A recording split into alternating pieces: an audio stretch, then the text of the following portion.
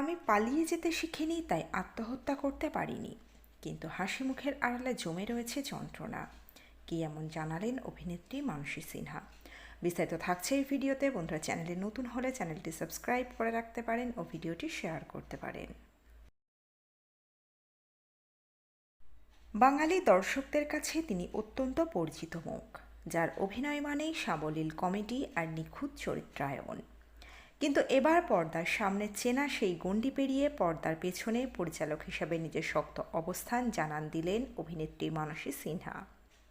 সম্প্রতি মুক্তিপ্রাপ্ত তার প্রথম ছবি এটা আমাদের গল্প নেপথ্য কাহিনী এবং নিজের ব্যক্তিগত জীবনের নানা অজানা অধ্যায় নিয়ে মুখ খুললেন তিনি।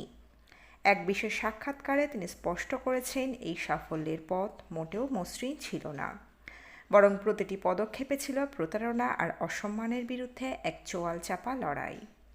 দীর্ঘ 4 বছরের এক অনিশ্চিত যাত্রার ফসল এই সিনেমা। 2020 সালে শুটিং শুরু হলেও ছবিটির কাজ শেষ করতে কালঘাম ছুটেছিল এই নবীন পরিচালকের। মানসী জানান, ছবির কাজ শুরুর দিকে এক অর্থলগ্নিকারীর কুচক্রি জালে ফেঁসে গিয়েছিল গোটা প্রজেক্ট। তার সই জাল করা থেকে শুরু করে তার বিরুদ্ধে লক্ষ লক্ষ টাকার আর্থিক প্রতারণার মিথ্যে অভিযোগ আনা হয়েছিল। সেই কঠিন সময়ের স্মৃতিচারণা করে মানসী বলেন, আমি এক্সেপিস্ট নই, তাই লড়াই ছেড়ে পালাইনি। আইনি জটিলতা এবং থানা পুলিশ সামলে শেষ পর্যন্ত নিজের সততা প্রমাণ করেছেন তিনি, যার ফলে অভিযুক্ত ব্যক্তিকে জেল হেফাজতেও যেতে হয়েছে। মানসীর এই লড়াকু মানসিকতার শিকড় লুকিয়ে আছে উত্তর কলকাতার অলিগলিতে। খুব অল্প বয়সে বাবা মায়ের বিচ্ছেদ এবং মায়ের একক সংগ্রাম তাকে সময়ের আগেই পরিপক্ক করে তুলেছিল। মাত্র 9ম শ্রেণীতে পড়ার সময় থেকেই অর্থ উপার্জনের তাগিদে মায়ের সাথে অফিস ক্লাবের নাটকে অভিনয় শুরু করেন তিনি। তার কথায় মা এবং শ্বশুর মশাইয়ের আদর্শই তাকে শিখিয়েছে প্রতিকূল পরিস্থিতিতে মাথা উঁচু করে দাঁড়াতে। নিজের যমজ সন্তানদের সামলানোর পাশাপাশি এই দীর্ঘ লড়াই লড়ে যাওয়াটা তার কাছে এক অগ্নি পরীক্ষা।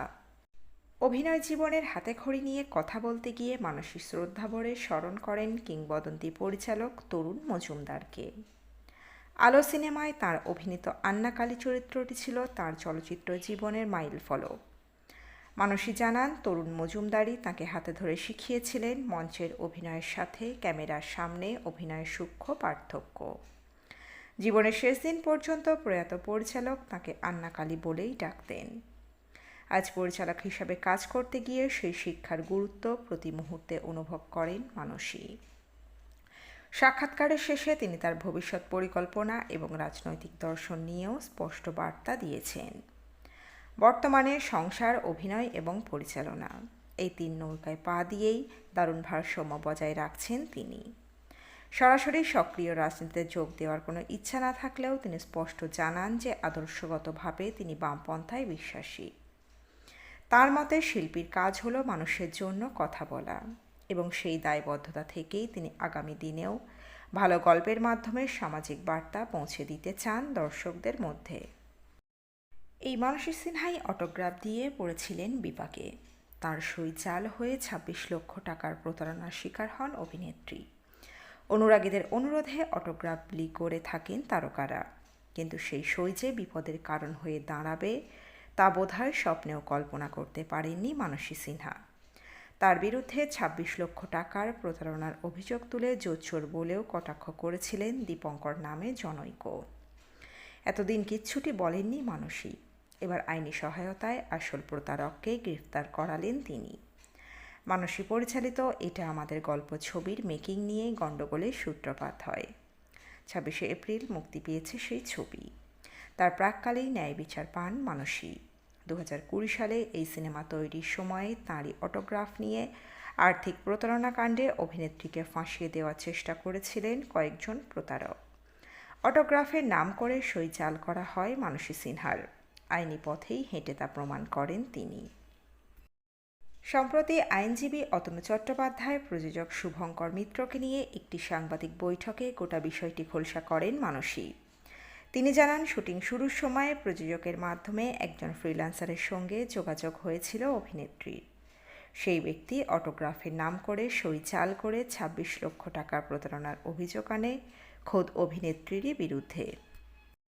এমনকি ওই ফ্রিল্যান্সারই পরবর্তীতে নিজেকে সিনেমার প্রযোজক বলে দাবি করেন, পাশাপাশি মানসী সিনহার ওপর আর্থিক প্রতারণার দায় চাপায়। শুধু তাই নয়, সিনেমার সঙ্গে যুক্ত শিল্পীদের পারিশ্রমিকও আটকে দেওয়া হয়।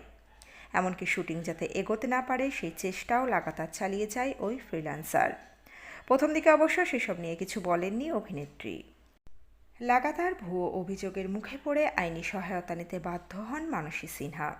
প্রমাণসহ থানায় এফআইআর করেন তিনি। সেই সূত্র ধরেই তদন্তে নামে পুলিশ। অবশেষে মানসী সিনহাকে প্রতারণা এবং তার সম্মানহানি সহ একাধিক অভিযোগে ওই ব্যক্তিকে গ্রেপ্তারও করে। তো বন্ধুরা, এই প্রতিবেদন ছিল এতটুকুই। দ্রুত ফিরে আসছি এরকমই নতুন প্রতিবেদন নিয়ে।